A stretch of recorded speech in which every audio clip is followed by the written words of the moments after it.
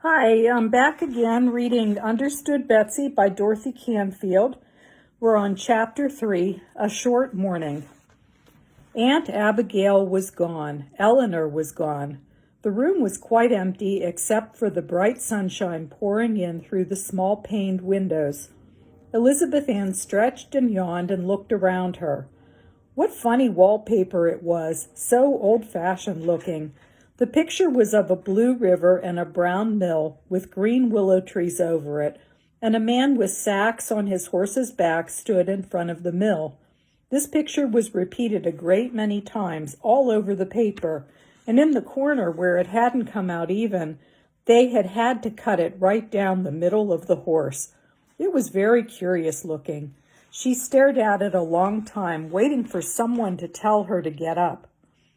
At home, Aunt Frances always told her and helped her get dressed, but here nobody came. She discovered that the heat came from a hole in the floor near the bed, which opened down into the room below. From it came a warm breath of baking bread and a muffled thump once in a while. The sun rose higher and higher, and Elizabeth Ann grew hungrier and hungrier. Finally, it occurred to her that it was not absolutely necessary to have somebody tell her to get up. She reached for her clothes and began to dress. When she had finished, she went out into the hall, and with a return of her aggrieved, abandoned feeling, you must remember that her stomach was very empty, she began to try to find her way downstairs. She soon found the steps, went down them one at a time, and pushed open the door at the foot. Cousin Anne, the brown-haired one, was ironing near the stove. She nodded and smiled as the child came into the room and said, "Well, you must feel rested." "Oh, I haven't been asleep," explained Elizabeth Ann. "I was waiting for somebody to tell me to get up." "Oh," said Cousin Anne, opening her black eyes a little. "Were you?" She said no more than this, but Elizabeth Ann decided hastily that she would not add, as she had been about to, that she was also waiting for somebody to help her dress and do her hair. As a matter of fact, she had greatly enjoyed doing her own hair, the first time she had ever tried it. It had never occurred to Aunt Frances that her little baby girl had grown up enough to be her own hairdresser, nor had it occurred to Elizabeth Ann that this might be possible. But as she struggled with the snarls, she had had a sudden, wild idea of doing it a different way from the pretty fashion Aunt Frances always followed. Elizabeth Ann had always secretly envied a girl in her class whose hair was all tied back from her face, with one big knot in her ribbon at the back of her neck. It looked so grown up, and this morning she had done hers that way, turning her neck till it ached, so that she could see the coveted tight effect at the back. And still, aren't little girls queer? Although she had enjoyed doing her own hair, she was very much inclined to feel hurt because Cousin Anne had not come to do it for her. Cousin Anne set her iron down with the soft thump which Elizabeth Ann had heard upstairs. She began folding a napkin and said, "Now reach yourself a bowl off the shelf yonder. The oatmeal's in that kettle on the stove, and the milk is in the blue pitcher. If you want a piece of bread and butter, here's a new loaf just out of the oven, and the butter's in that brown crock." Elizabeth Ann followed these instructions and sat down before this quickly assembled breakfast in very much surprised silence. At home, it took the girl more than half an hour to get breakfast and set the table, and then she had to wait on them besides. She began to pour the milk out of the pitcher and stopped suddenly. "Oh, I'm afraid I've taken more than my share," she said apologetically. Cousin Anne looked up from her rapidly moving iron and said in an astonished voice, "Your share? What do you mean?" "My share of the quart," explained Elizabeth Ann. At home they bought a quart of milk and a cup of cream every day, and they were all very conscientious about not taking more than their due share. "Good land, child, take all the milk you want," said Cousin Anne, as though she found something shocking in what the little girl had just said. Elizabeth Ann thought to herself that she spoke as though milk ran out of a faucet, like water. She was fond of milk, and she made a good breakfast as she sat looking around the low-ceilinged room. It was unlike any room she had ever seen. Here's a picture of Elizabeth Ann eating her breakfast.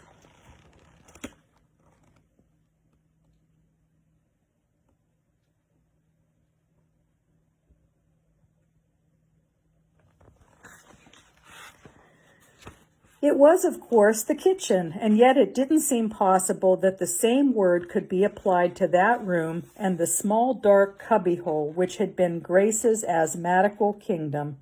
This room was very long and narrow, and all along one side were windows with white ruffled curtains drawn back at the sides, and with small shining panes of glass through which the sun poured golden light on a long shelf of potted plants that took the place of a windowsill. The shelf was covered with shining white oilcloth. The pots were of clean reddish-brown, and the sturdy, stocky plants of bright green with clear red and white flowers. Elizabeth Ann's eyes wandered all over the kitchen from the low white ceiling to the clean bare wooden floor, but they always came back to those sunny windows. Once, back in the big brick school building, as she had sat drooping her thin shoulders over her desk, some sort of a procession had gone by with a brass band playing a lively air. For some reason, every time she now glanced at that sheet of sunlight and the bright flowers, she had a little of the same thrill which had straightened her back and gone up and down her spine while the band was playing.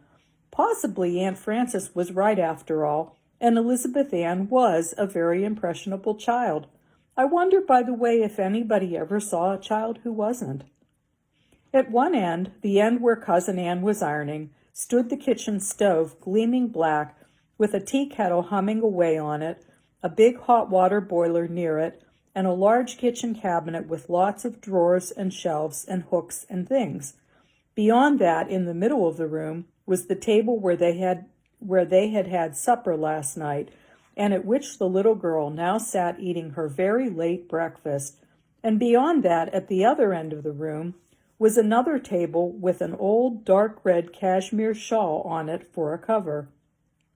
A large lamp stood in the middle of this, a bookcase near it, 2 or 3 rocking chairs around it, and back of it against the wall was a wide sofa covered with bright cretonne with 3 bright pillows.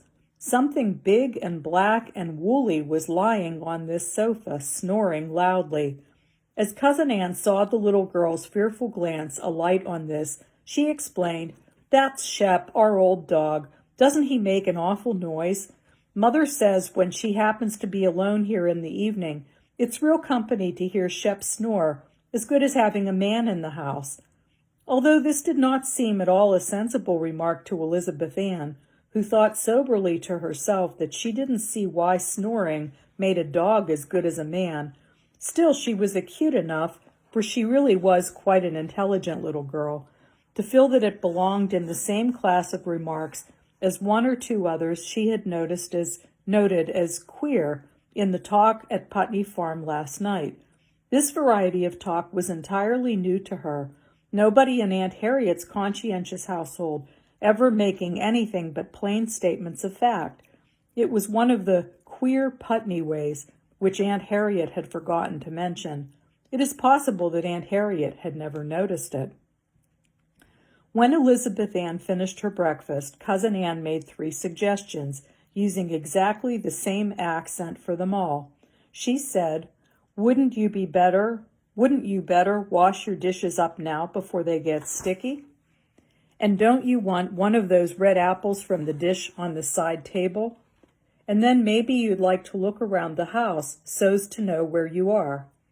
Elizabeth Ann had never washed a dish in all her life, and she had always thought that nobody but poor ignorant people who couldn't afford to hire girls did such things.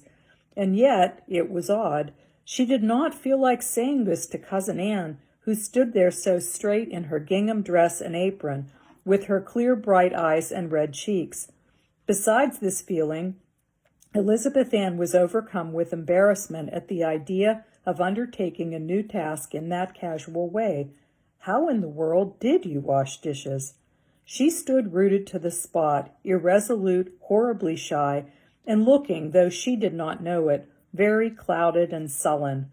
Cousin Ann said briskly, holding an iron up to her cheek to see if it was hot enough, "Just take them over to the sink there and hold them under the hot water faucet. They'll be clean in no time. The dish towels are those hanging on the rack over the stove." Elizabeth Ann moved promptly over to the sink, as though Cousin Ann's words had shoved her there, and before she knew it, her saucer, cup, and spoon were clean, and she was wiping them on a dry check towel. "The spoon goes in the side table drawer with the other silver, and the saucer and cup in those shelves there behind the glass doors where the china belongs," continued Cousin Ann, thumping hard with her iron on a napkin and not looking up at all.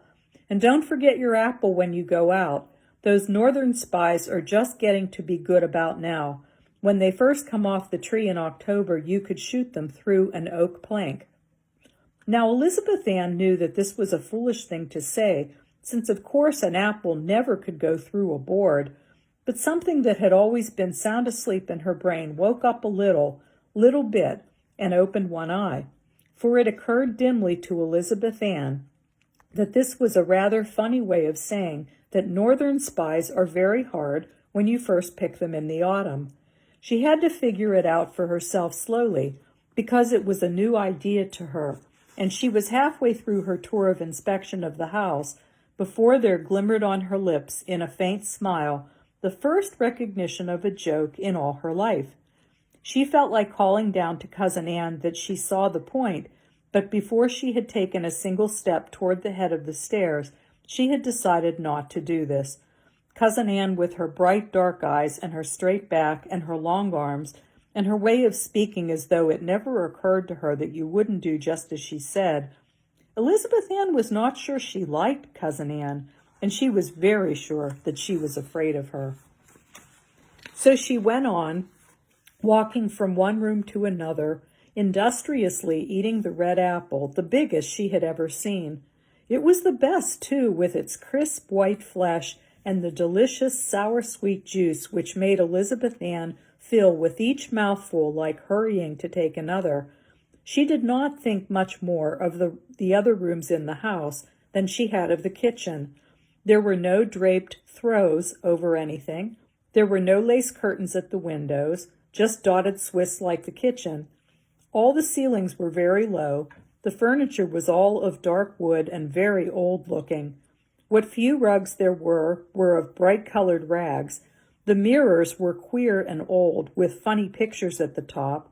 All the beds were old wooden ones with posts and curtains round the tops, and there was not a single plush portiere in the parlor, whereas at Aunt Harriet's there had been 2 sets for that one room.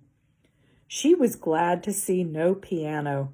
In her heart she had not liked her music lessons at all, but she had never dreamed of not accepting them from Aunt Frances as she accepted everything else.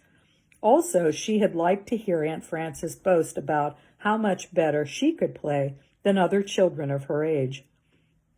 She was downstairs by this time, and opening a door out of the parlor, found herself back in the kitchen, the long line of sunny windows and the bright flowers giving her that quick little thrill again. Cousin Ann looked up from her ironing, nodded, and said, "All through? You'd better come in and get warmed up. Those rooms get awfully cold these January days. Winters we mostly use this room so's to get the good out of the kitchen stove." She added after a moment, during which Elizabeth Ann stood by the stove warming her hands, "There's one place you haven't seen yet, the milk room. Mother's down there now, churning. That's the door, the middle one."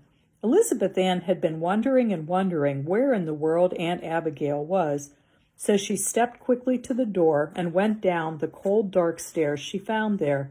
At the bottom there was a door, locked apparently, for she could find no fastening. She heard steps inside, the door was briskly cast open, and she almost fell into the arms of Aunt Abigail, who caught her as she stumbled forward, saying, "Well, I've been expectin' you down here for a long time. I never saw a little girl yet who didn't like to watch butter making. Don't you love to run the butter worker over it? I do myself, for all I'm 72. "I don't know anything about it," said Elizabeth Ann. "I don't know what you make butter out of. We always bought ours." "Well, for goodness sake," said Aunt Abigail, She turned and called across the room, "Henry, did you ever? Here's Betsy saying she doesn't know what we make butter out of. She actually never saw anybody making butter." Uncle Henry was sitting down near the window, turning the handle of a small barrel swung between two uprights. He stopped for a moment and considered Aunt Abigail's remark with the same serious attention he had given to Elizabeth Ann's discovery about left and right. Then he began to turn the churn over and over again and said peaceably, "Well, Mother, you never saw anybody laying asphalt pavement, I'll warrant you, and I suppose Betsy knows all about that." Elizabeth Ann's spirits rose. She felt very superior indeed. "Oh, yes," she assured them, "I know all about that. Didn't you ever see anybody doing that? Why, I've seen them hundreds of times. Every day as we went to school, they were doing over the whole pavement for blocks along there." Aunt Abigail and Uncle Henry looked at her with interest, and Aunt Abigail said, "Well now, think of that. Tell us all about it." "Why, there's a big black sort of wagon," began Elizabeth Ann, "and they run it up and down and pour the black stuff on the road. And that's all there is to it." She stopped rather abruptly, looking uneasy. Uncle Henry inquired, "Now there's one thing I've always wanted to know. How do they keep that stuff from hardening on them? How do they keep it hot?" The little girl looked blank. "Why, a fire, I suppose," she faltered, searching her memory desperately and finding there only a dim recollection of a red glow somewhere connected with that familiar scene. "Of course a fire," agreed Uncle Henry. "But what do they burn in it? Coke or coal or wood or charcoal? And how do they get any draft to keep it going?" Elizabeth Ann shook her head. "I never noticed," she said. Aunt Abigail asked her now, "What do they do to the road before they pour it on?" "Do?" said Elizabeth Ann. "I didn't know they did anything." "Well, they can't pour it right on a dirt road, can they?" asked Aunt Abigail. "Don't they put down cracked stone or something?" Elizabeth Ann looked down at her toes. "I never noticed," she said. "I wonder how long it takes for it to harden," said Uncle Henry. "I never noticed," said Elizabeth Ann in a small voice. Uncle Henry said, "Oh," and stopped asking questions. Aunt Abigail turned away and put a stick of wood in the stove. Elizabeth Ann did not feel very superior now, and when Aunt Abigail said, "Now this butter's beginning to come. Don't you want to watch and see everything I do, so's you can answer it if anybody asks you how butter is made?" Elizabeth Ann understood perfectly what was in Aunt Abigail's mind, and gave to the process of butter making a more alert and aroused attention than she had ever before given to anything. It was so interesting, too, that in no time she forgot why she was watching and was absorbed in the fascinations of the dairy for their own sake. She looked in the churn as Aunt Abigail unscrewed the top and saw the thick, sour cream separating into buttermilk and tiny golden particles. "It's gathering," said Aunt Abigail, screwing the lid back on. "Father'll churn it a little more till it really comes, and you and I will scald the wooden butter things and get everything ready. You'd better take that apron there to keep your dress clean." Wouldn't Aunt Frances have been astonished if she could have looked in on Elizabeth Ann that very first morning of her stay at the hateful Putney farm and have seen her wrapped in a gingham apron, her face bright with interest, trotting here and there in the stone-floored milk-room? She was allowed the excitement of pulling out the plug from the bottom of the churn and dodged back hastily to escape the gush of buttermilk spouting into the pail held by Aunt Abigail. And she poured the water in to wash the butter and screwed on the top herself, and again all herself, for Uncle Henry had gone off as soon as the butter had come, swung the barrel back and forth 6 or 7 times to swish the water all through the particles of butter.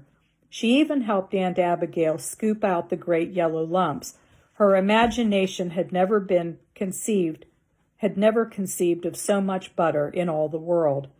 Then Aunt Abigail let her run the curiously shaped wooden butter worker back and forth over the butter, squeezing out the water, and then pile it up again with her wooden paddle into a mound of gold.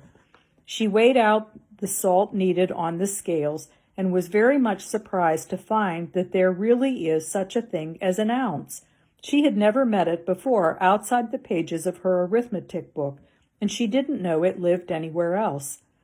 After the salt was worked in, she watched Aunt Abigail's deft, wrinkled old hands make pats and rolls. It looked like the greatest fun and too easy for anything. And when Aunt Abigail asked if she wouldn't like to make up the last half-pound into a pat for dinner, she took up the wooden paddle confidently. And then she got one of the surprises that Putney Farm seemed to have for her. She discovered that her hands didn't seem to belong to her at all, that her fingers were all thumbs, that she didn't seem to know in the least beforehand how hard a stroke she was going to give, nor which way her fingers were going to go. It was, as a matter of fact, the first time Elizabeth Ann had tried to do anything with her hands except to write and figure and play on the piano, and naturally she wasn't very well acquainted with them. She stopped in dismay, looking at the shapeless, battered heap of butter before her, and holding out her hands as though they were not part of her. Aunt Abigail laughed, took up the paddle, and after 3 or 4 passes, the butter was a smooth yellow ball. "Well, that brings it all back to me," she said, "when I was a little girl, when my grandmother first let me try to make a pat. I was about 5 years old. My, what a mess I made of it. And I remember, doesn't it seem funny, that she laughed and said her great-aunt Elmira had taught her how to handle butter right here in this very milk room. Let's see, Grandmother was born the year the Declaration of Independence was signed. That's quite a while ago, isn't it? But butter hasn't changed much, I guess, nor little girls either." Elizabeth Ann listened to this statement with a very queer, startled expression on her face, as though she hadn't understood the words. Now for a moment she stood staring up in Aunt Abigail's face, and yet not seeing her at all, because she was thinking so hard. She was thinking, why, there were real people living when the Declaration of Independence was signed. Real people, not just history people. Old women teaching little girls how to do things, right in this very room, on this very floor, and the Declaration of Independence just signed. To tell the honest truth, although she had passed a very good examination in the little book on American history they had studied in school, Elizabeth Ann had never to that moment had any notion that there ever had been really and truly any Declaration of Independence at all. It had been like the ounce, living only inside her school books for little girls to be examined about. And now here Aunt Abigail, talking about a butter pat, had brought it to life. Of course, all this only lasted a moment, because it was such a new idea. She soon lost track of what she was thinking of. She rubbed her eyes as though she were coming out of a dream. She thought confusedly, what did butter have to do with the Declaration of Independence? Nothing, of course, it couldn't. And the whole impression seemed to pass out of her mind. But it was an impression which was to come back again and again during the next few months.